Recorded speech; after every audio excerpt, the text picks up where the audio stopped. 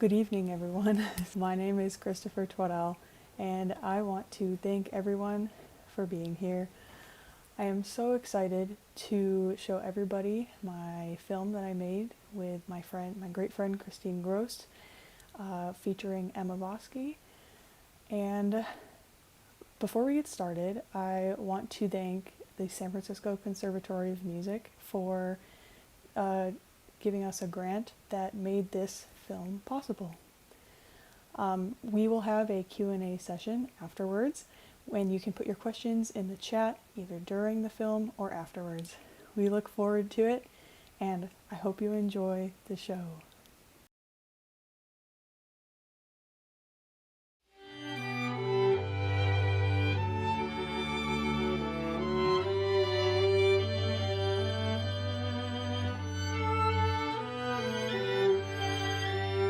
The very first thing to know about me is that I am Catholic, like really, really Catholic, which can be a wonderful thing, nothing necessarily wrong with that, but it influenced everything for me. I mean, when I grew up,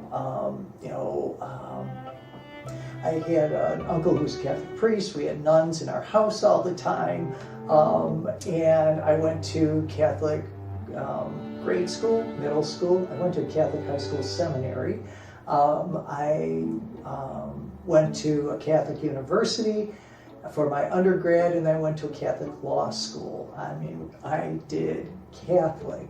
And that background influenced, in part, how willing I was to approach who I was.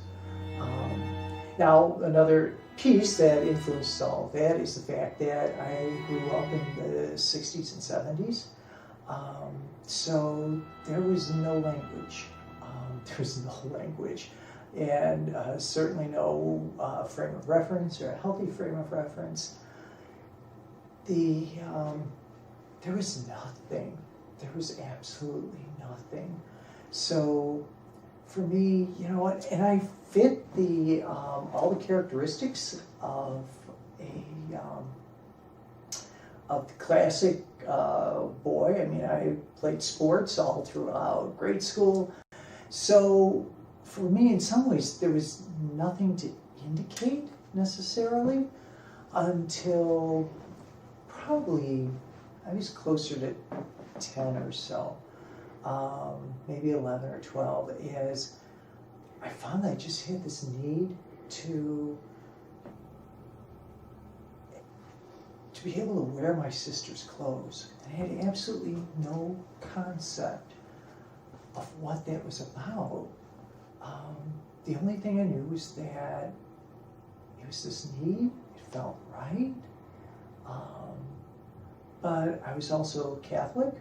And it's the 60s, and I'm ashamed of myself because I'm not supposed to be doing this. I'm supposed to be the classic boy.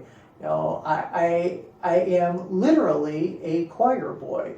I mean, I was an altar boy, I was a choir boy, I read in church, I did all of these things, and none of this was supposed to be occurring. And so I just kind of struggled through needing and shame, and needing and shame. And that was really what formed the course of my life. And it wasn't until I was 15. I was going through all magazines. And on the cover, there was one story on the sidebar that read transsexuals, male or female. And I had absolutely no idea what that was about. But there was something about it I knew I needed to read. And so we lived, okay, so this is our Catholic, where we lived in a rectory, ex-rectory. And so my dad had his own bathroom that had no windows, had a lock on the door, so that you could be sealed off from the world. And so I took the Life magazine, and I went up to my dad's bathroom, and I locked the door, and I wouldn't even turn on the light until then, and nobody could get in. And then I started going through the magazine looking for the article. And I reached this point where I got to the, on the right hand, it was a multi-page article, and on the right hand side was the opening piece that said transsexuals, male or female, and then had this subtitle beneath it. And I started reading that, and then I looked at the left-hand side of the magazine, and it was this full-page photo. And it was a young woman who was somewhere in her early 20s, and I read the caption, and she was a trans woman. Now, of course, that term didn't exist then either. I looked at the photo, and I saw myself. I saw myself. As soon as I saw that she was trans, and I thought, oh my God, I'm looking at myself. I knew, even though I had no concept of what was going on for me or why, I knew in looking at that photo that I was seeing myself. And so I thought the same set of words in two different tones. And the words were, oh my God. And in one way it was, oh my God, I see myself. And the other was, oh my God, no, no, no, no. Because everything was going to be totally messed up. Everything from that point forward. You know, I'm in a Catholic seminary. I have nobody to talk to. And I had friends, but there was no way that I was going to share that. I had no idea what they would say. I was too ashamed to say. There's nothing to do with the information. And so the only thing that I did at the time was take the magazine and put it back down in the middle of a pile and never look at it again. And yet that moment stayed with me, so that 35 years later, I knew the year, I knew who was on the cover, I knew who the articles were, I knew that it was the beginning of 1970. But it stayed. And so I kept trying to experience, I always struggle around the term cross-dressing. It's not a term that's not used, but to me it always seems to indicate an act. I'm dressing. And this wasn't about an action. This was about expressing who I was. This was about being. And all I was looking to do was find a way to express who I am. And there was no way to do it. So I told myself that this couldn't be real, that it would go away, that I would just have to stay focused on other things. You know, and I was in college, and I never quite felt that I knew my place. Even in the midst of a dorm, because in Notre Dame you stay in a dorm most of college, but even in the midst of all of these people, I still felt out of place. And honestly, it wasn't, I know I'm jumping ahead a little bit, but it wasn't until right around the time I was transitioning, and I was at this church fair.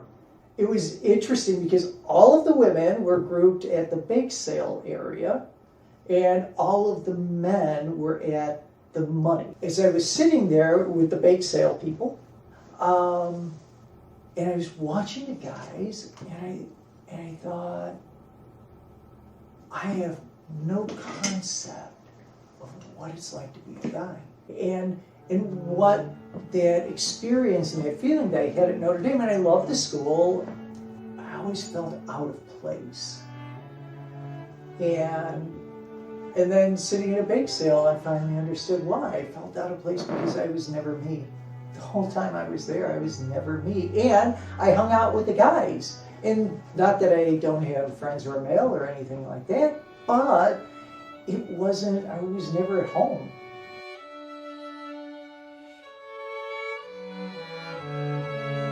So I ended up getting married, and I went a long time, thinking that just marriage would take care of things for me. And then I finally hit this point where I just couldn't ignore who I was. And so I started trying to find expression again, and heard about this organization called Trias. There was somebody talking about it on the radio. The segment ended, and I had absolutely no idea how to find them. It took me 2 years to find it. And that whole time, it's like, I need to talk to somebody. I need to find somebody. And went to the first gathering. There was such a combination of feelings. The best feeling was I walked into a space and I thought, oh my God, I'm with my people. I'm with my people. They get me. They know they've had this experience.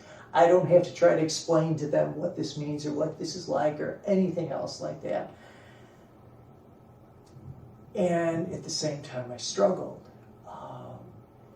There was held, these meetings were held at a hotel in the western suburbs. And so to attend, you would, I think there was a back door, but I don't think I knew where the back door was initially. And so I have to walk through the lobby of the hotel. And that was terrifying.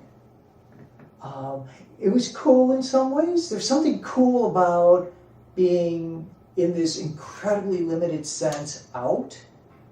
And yet, at the same time, what's going through my mind is, oh my God, these people are looking at me, they're clocking me, they're judging me. And I didn't really need anybody else to judge me because I was really busy judging myself. I know that I have carried, I think I've dealt with it, but who knows? My own transphobia, all of those messages about there is something wrong with not conforming and not conforming to what it means to be a guy. I took that in.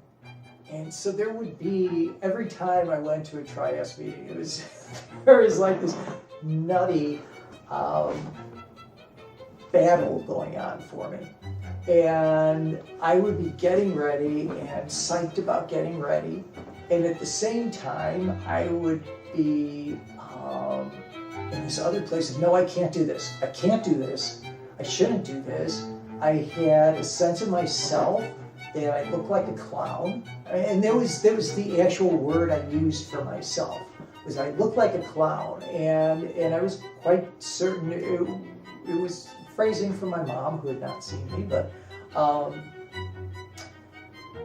I could hear it inside my head. And so I would do this whole thing for like an hour or two before going to Trias that was, okay, I'm going. No, I'm not. I'm going. No, I'm not. I would start to get changed and then get unchanged and then get changed and then get unchanged and go back and forth. And it was nuts. And to be around that energy, it had to be enough to make anybody crazy. It certainly was making me crazy. And so I went for like 2 or 3 years, and then I backed off again for multiple reasons. Some good, I had some good reasons for it, and I had, and it gave me an excuse so that I didn't have to be myself because of the consequences. I had a career. I was set. I had a family, all of that was in place. And so I just struggled back and forth.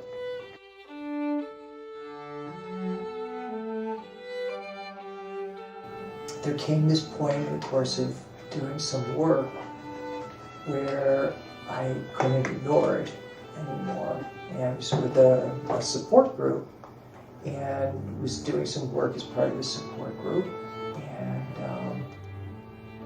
And I finished the work and I stopped and I said, oh my God, I'm so transgender.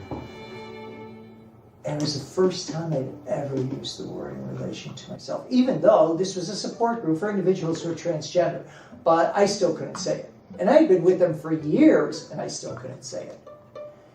And so then the question became, so what do I do with this? You know, what does this mean? Because being trans doesn't necessarily mean that you're transitioning. It doesn't necessarily mean any medical intervention. It doesn't mean socially that there's a shift. You know, the question is always, so what's comfortable for me? What feels like where's the right space for me?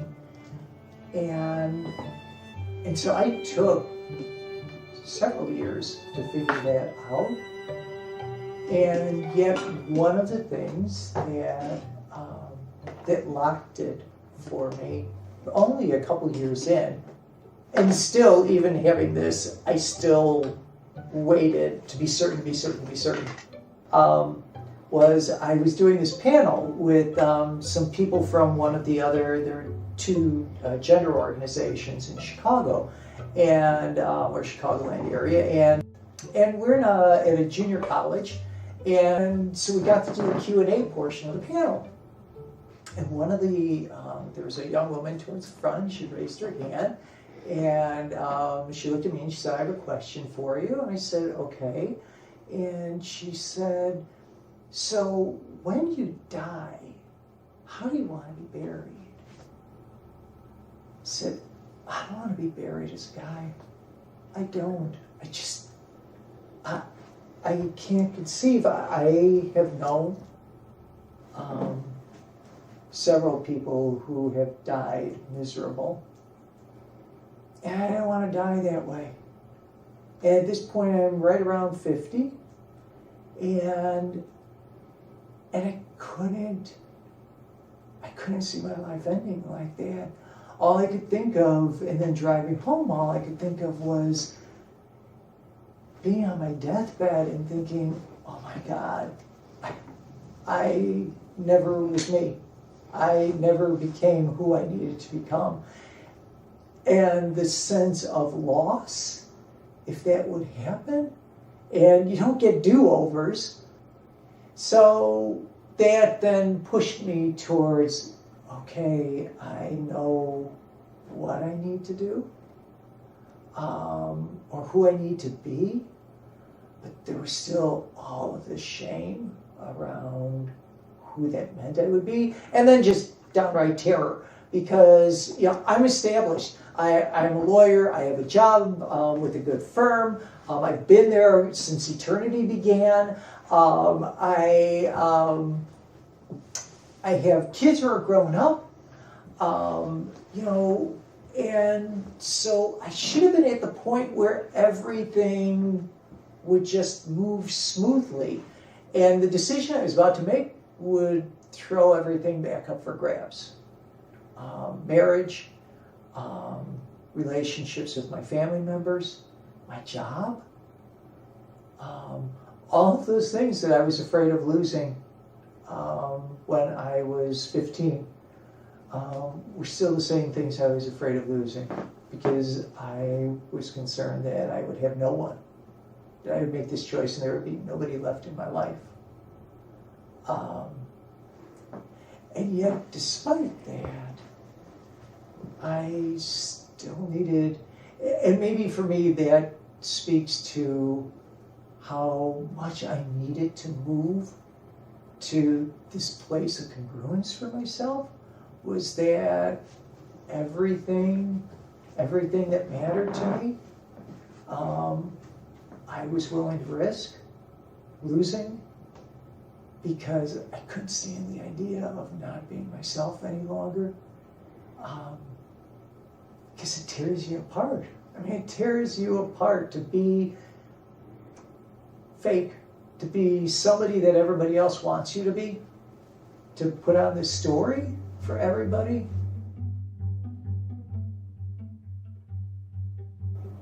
I did my work around how I do this, how I deal with my own issues.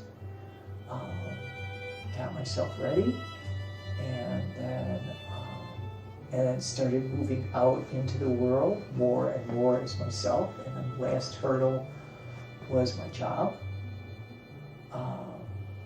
and it was more difficult to shift.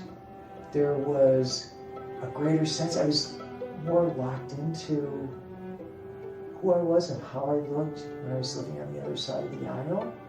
And so it was really tough for me to separate that, which is part of the whole clown thing, that I didn't look like myself. I was faking something.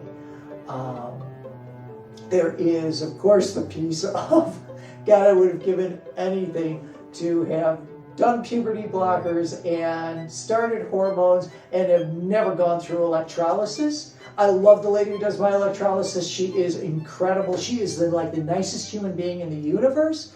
And yet, for me, that's the piece.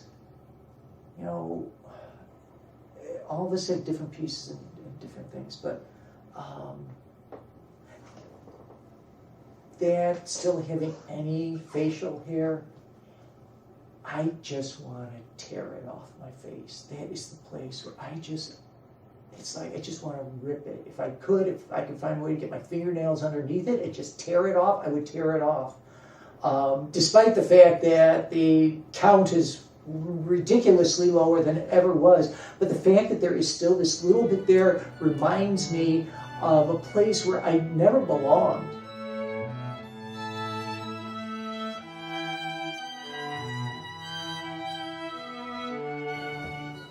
I had a conversation at one point with my spouse where she had asked if I could stay in a gender fluid position. And she was just asking to ask. And she wasn't being mean or pushy or anything else. It was just, is there a possibility that you can do this?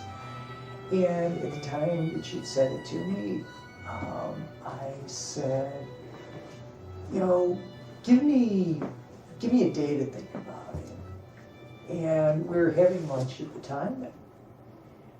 And I don't know if I got past another bite, and I just stopped and I said, okay, I'm lying to you. If I'm telling you, give me a day, I said, I'm just creating expectations. And I can't do it. I can't move back and forth. That is not where I am. And which meant that I was risking a relationship that I really wanted. So I shifted.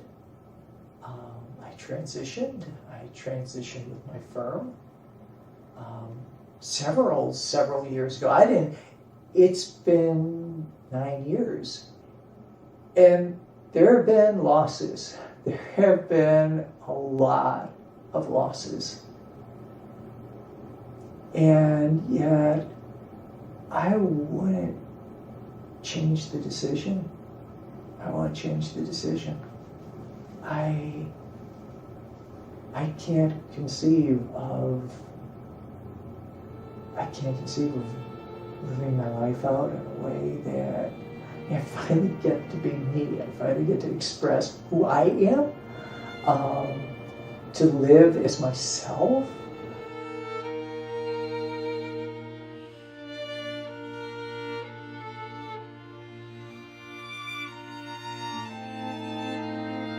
When we were in the kitchen of my old house, that was the first time I was in the kitchen of my old house, and I made sense in that space. I actually made sense. Everything fell together. And I think those are the things that there is not a morning that I get up where I don't thank God.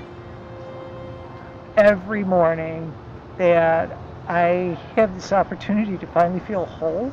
And it doesn't mean like my whole life is seashells and balloons or anything else, but I feel whole. And I didn't know that I would ever have that opportunity, that it would ever be there for me.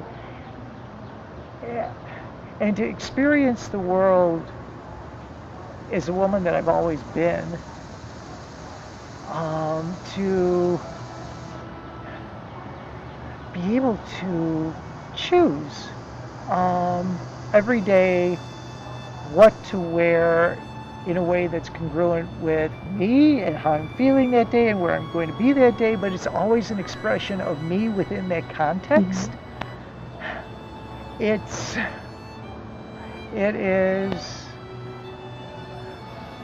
for all of the levels of loss that I've experienced. I would do it all over again to get to this space. I would do it all over again.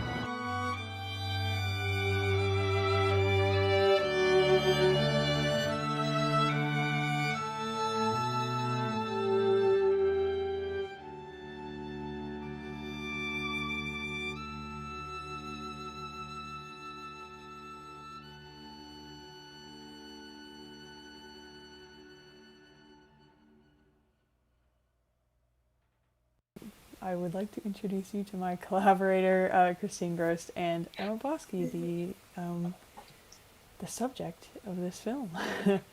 Emma, you recently, this last year, since filming, got a new job, which is very exciting. If you want to talk about that a little bit. I would that's love exciting. to talk about it. Yes, it is exciting. So I've been a lawyer for, let's say, a chunk of my life, and have been doing advocacy more and more. And I reached this point where I realized that's the work I want to do. That's where I want to be. And it was kind of a strange moment, but it's a very, very long story. So you'll, if anybody wants to hear it, you just have to take me out for coffee at some point. But in that moment, I realized that I started asking myself, why did this have to be my side gig? Why did work for the LGBTQ plus community, and especially the trans non-binary community, why did it have to be my side gig?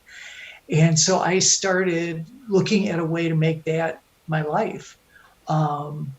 And I worked at it. And then this marvelous friend of mine, Nancy Mullen, sent me a posting for a job with Gender Nexus in Indianapolis. And although I have lived in Indiana, or I'm sorry, I have lived in Illinois my whole life, with the exception of college,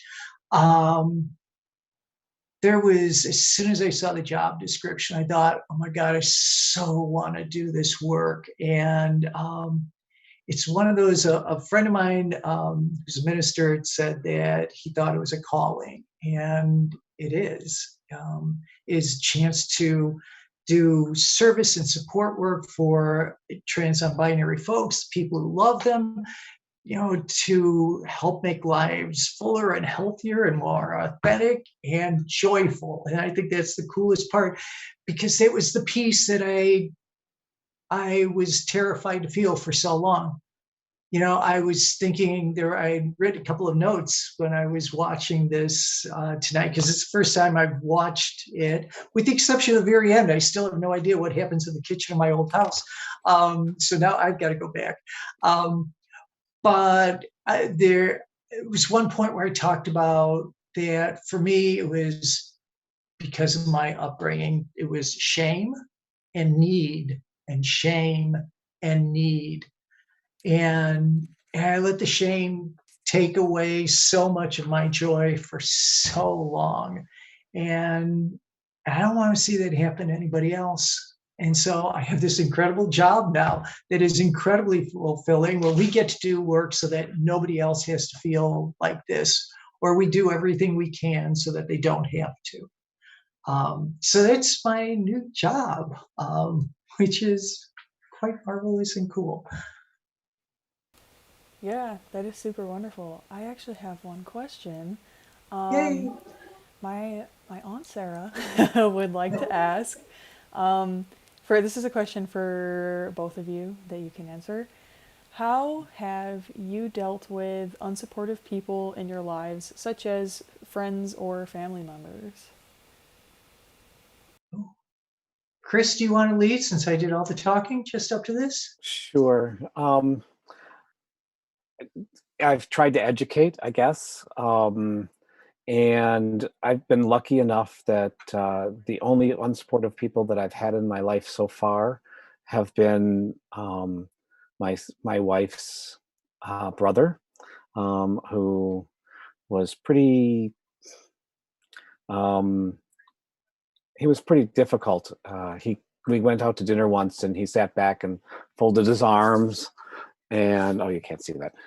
Folded his arms, and he said, "So there's a picture of you, and on Facebook," and he said, "What's that about?"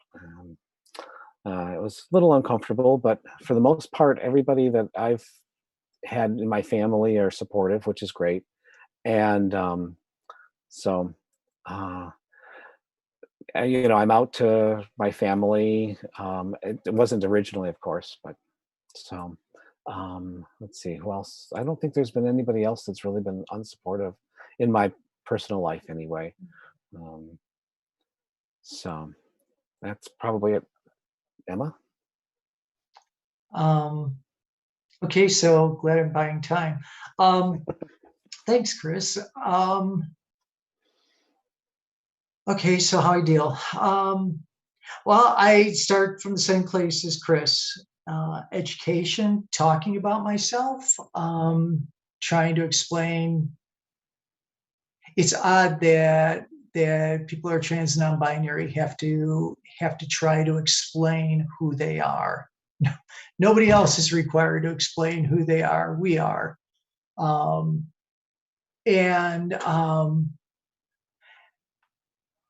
And at times it works. Unfortunately, at other times it doesn't. And so, in part for me, and there is a piece where I'm willing to wait and sit it out and see. But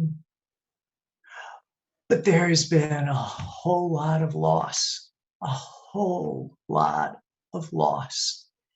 And so it's more, in some ways for me, it's more about how do I deal with loss. And the only way for me to deal with it is to sit with it, and grieve it, and try to move forward. And in some ways, I do storytelling from time to time, and there's a story that I tell at some events, and it ends with a line that goes something like, "Some so deep wounds never heal." It's like having somebody pass away, and you go to the cemetery less and less, but it never changes the fact that you've lost something. So I guess I deal with it then with joy, because for every loss I have had, I would not go back for a moment. I would not give up being myself for a tenth of a second, and I will absorb the losses rather than do that, because I know what it was like to spend way too many years not being at home.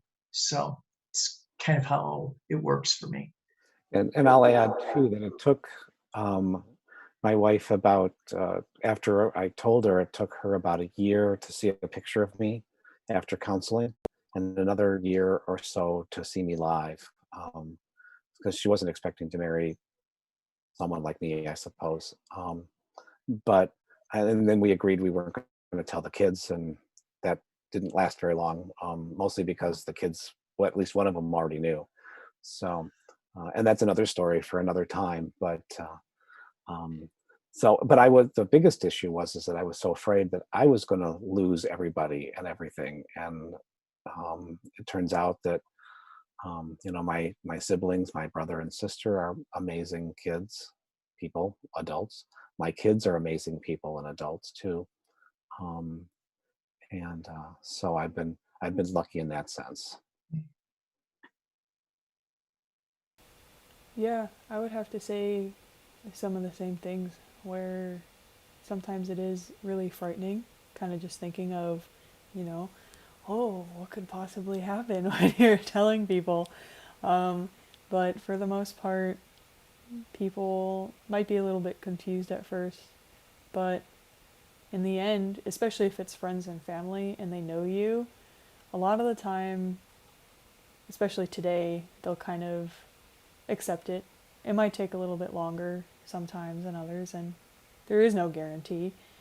But at least in my experience, for the majority of it, it's been really good.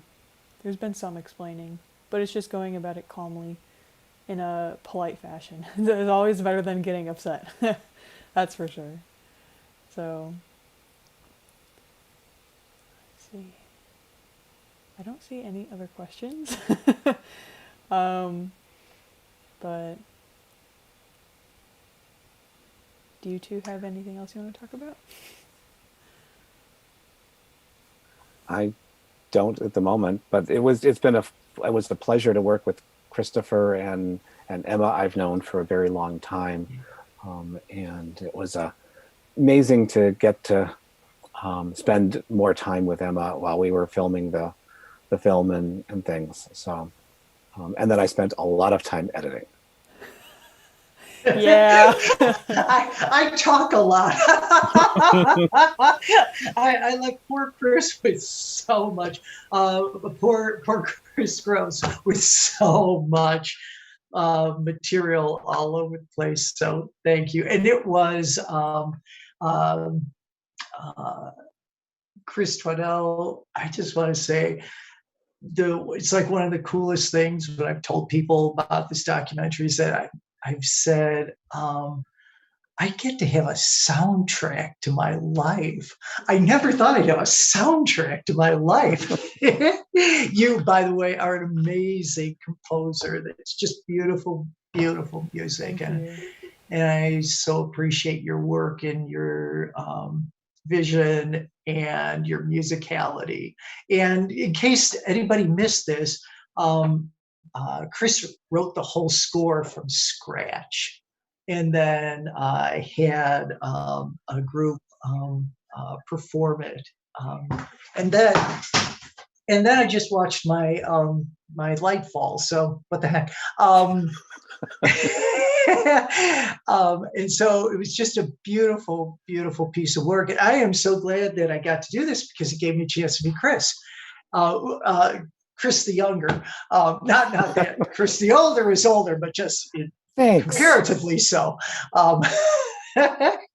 So it was just, and thank you, because I got to go home. I had, I heard one of the lines in there was in talking about being in college and things, that I never felt like I was at home throughout the time I was there. And I literally had a chance to go home because the two Chris's wanted to film in front of my childhood home in Lombard. And we were just walking by there, staring at the house and filming. And this gentleman came out, and I have to tell you, I thought, oh boy. And it turned out to be the person who purchased the house from my parents, and he was so incredibly gracious to us and showed us the house and let us come into the kitchen, hence the filming, and to watch how he had transformed my home was amazing to see how all of life changes. So thank you, Chris and Chris, for giving me a chance to see the place where I grew up. Yeah, of course. That was neat too. Yeah. Yeah. Mm-hmm. It was definitely a lot of fun.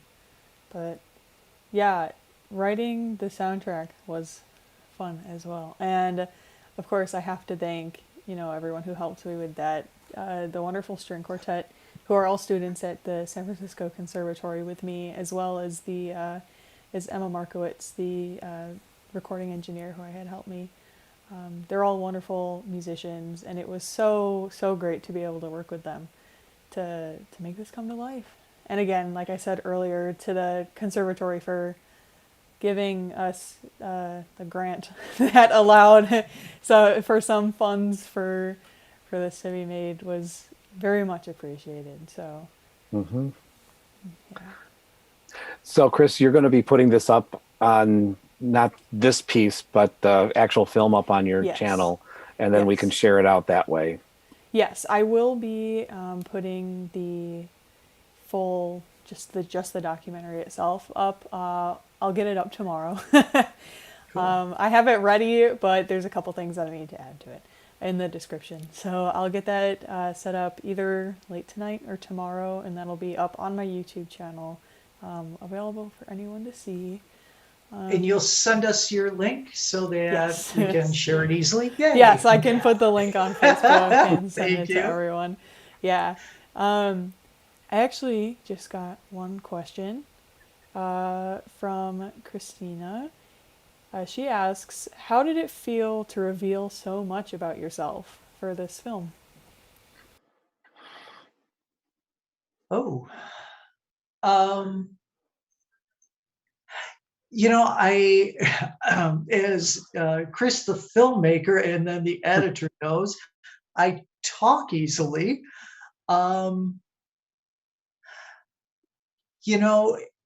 In some ways, it was watching it tonight,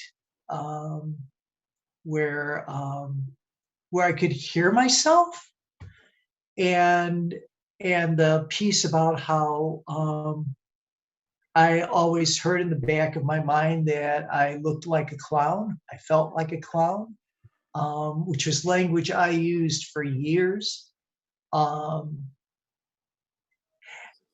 And to revisit that, that pain, that piece is difficult. But to also hear once more that it didn't matter. When I knew, and I was willing to risk the loss of everything, rather than end my life.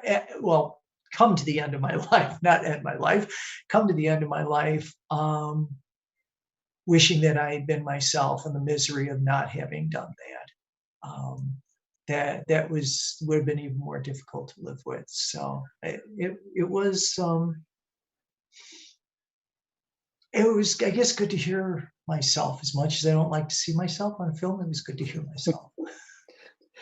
And we also, Emma's been involved with outreaches that we've done over the years. She talked about in the film, the one at the junior college, but we also used to do a lot with Illinois School of Professional Psychology and the Chicago School of Professional Psychology, where we'd actually tell our stories to the doctoral students who were going to be social workers and counselors.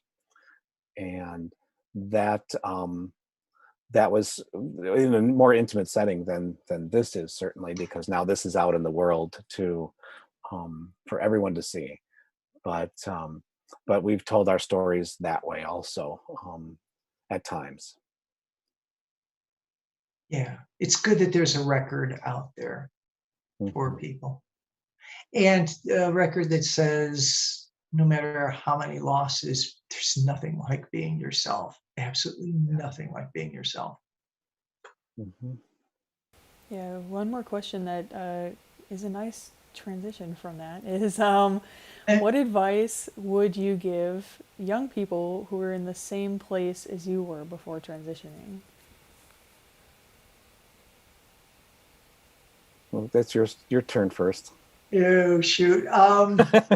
Would you like me to? I mean, I could. No, I'll go. Okay. It's not fair to let you buy time for me. Yeah. You, of course, have to pick a setting where it's safe.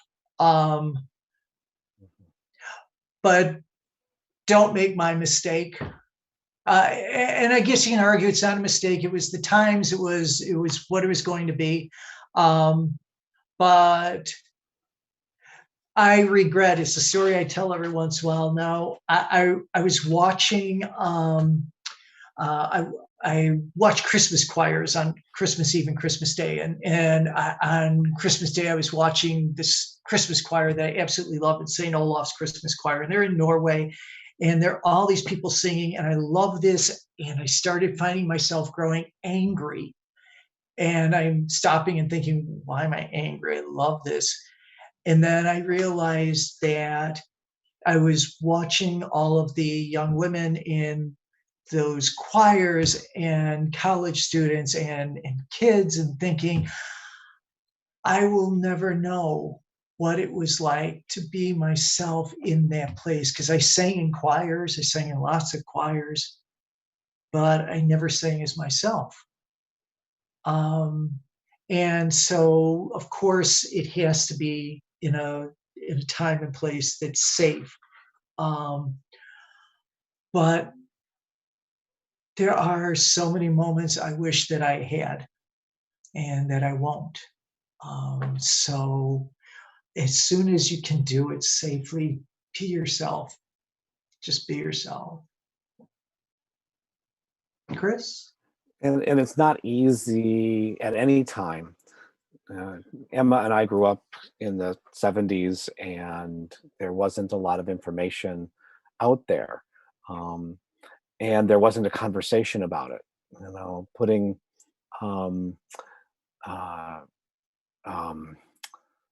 having Janet Mock and I'm trying to remember Orange is New Black. Crap. Sorry. Laverne Cox. Yeah, thank you, Laverne Cox. Out on Time magazine and things has made a difference, because now there's a national conversation about it. Right now we have a president that has our back, he says, and I believe him. So we do have a little bit easier time at it, but it's still never a good time, because we do have, there's more violence than ever against us, and then we still have a large homeless population that is LGBTQ, and that's got to change at some point, and so the biggest advice that I have is well, be yourself, make sure it's safe, and find allies that you can talk to, if nothing else. And it does get better. I know that's a cliche that you've heard before. And also the Trans Lifeline, which is a suicide lifeline, a suicide hotline that has staffed by trans people, is a place that you can turn to if you need to also. In my role at the support group, at one time I was talking to people who had never said the words cross-dresser or transgender aloud before, to themselves or anybody else. And it's scary, but and Kristofer, you should have a conversation about this too, or be back to it, because you just came out recently too. Yeah.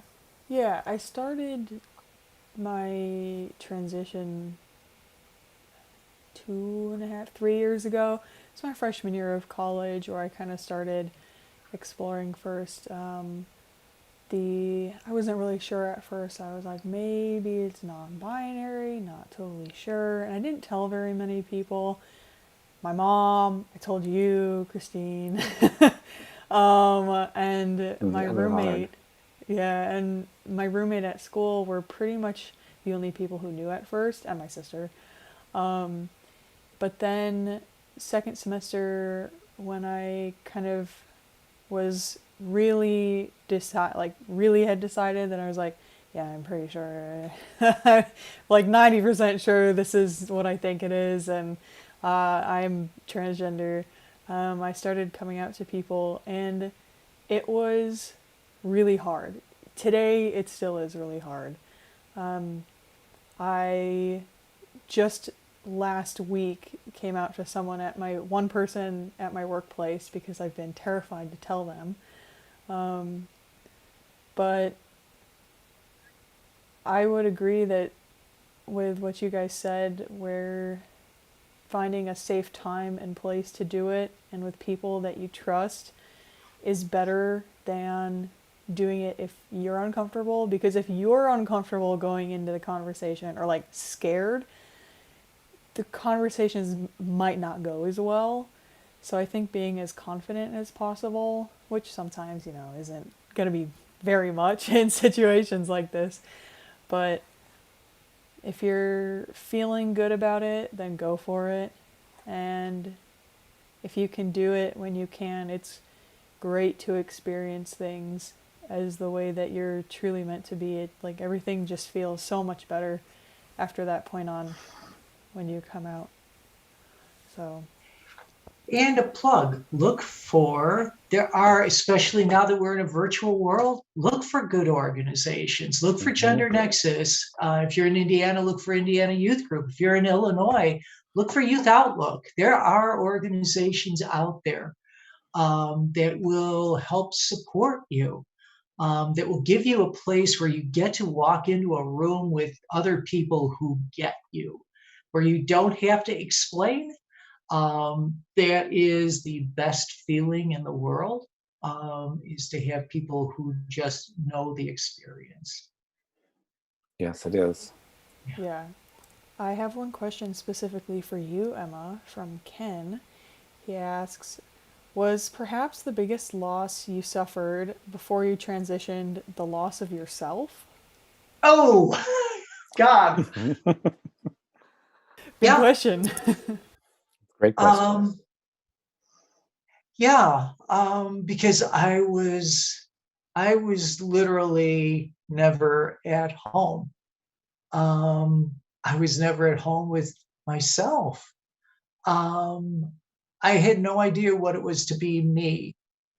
And so I lost, let's say, several decades of time with myself.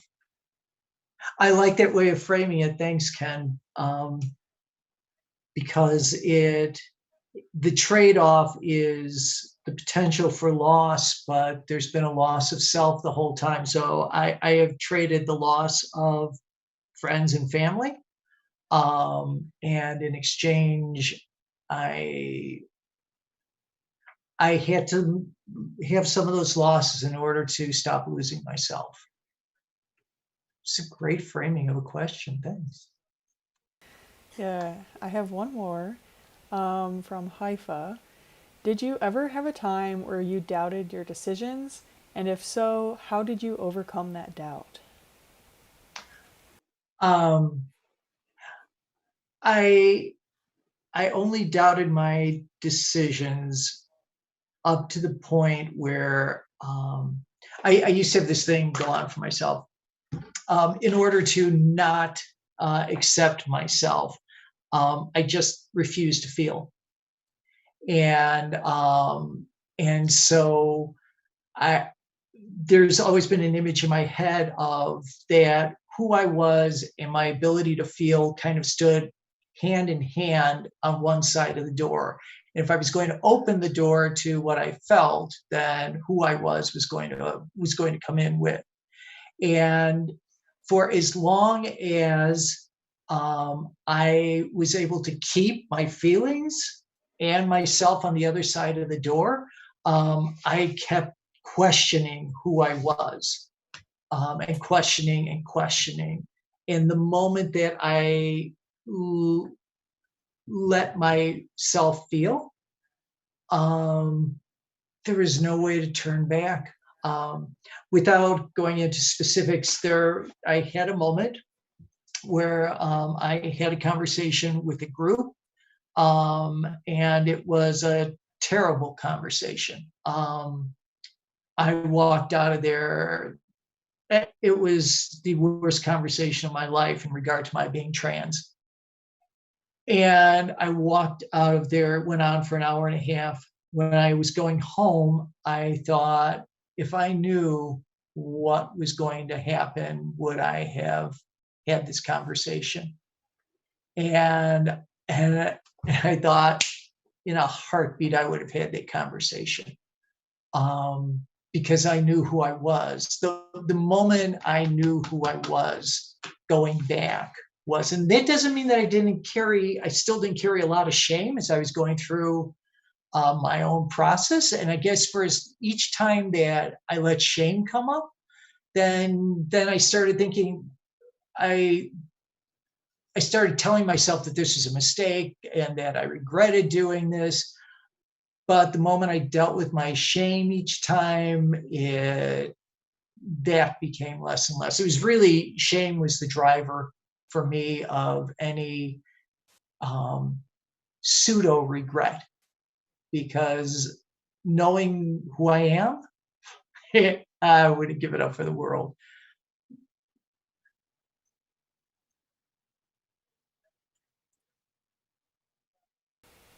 Yeah. Well, this has been going on for about an hour, and I think that's a good place to kind of wrap things up. An hour is a nice amount of time. So I just want to thank the both of you again so much for working on this project with me and for being here right now for this Q&A kind of afterwards. And I want to thank again everyone in the audience who came to watch. It means the world to me. This is the first time doing something like this, so it's very exciting to do it. So hopefully we can bring you more things in the future. Who knows? So I am planning, Chris Twadell, on seeing your name in a whole lot of credits. So Me too. I figure, what, you've got another couple of years before graduation, maybe, and then I'm just going to 1 year. Yes, then I'm going to start watching all the Netflix credits, and when I'm in the theater, I will not leave until I get a chance to see your name each time. we'll hope. Someday. And Chris Grost, thank you so much for filming and creating a record. I have a soundtrack for my life, and I have a record of a part of my life. And Chris Grost, you made that possible. So thank you. Thank you, Emma. It was a pleasure. And so thank you. Yeah. So with that, I suppose we will sign off. Thanks again, everyone. And the video of the film will be out tomorrow. So have a good night, everyone. We will see you. Good night.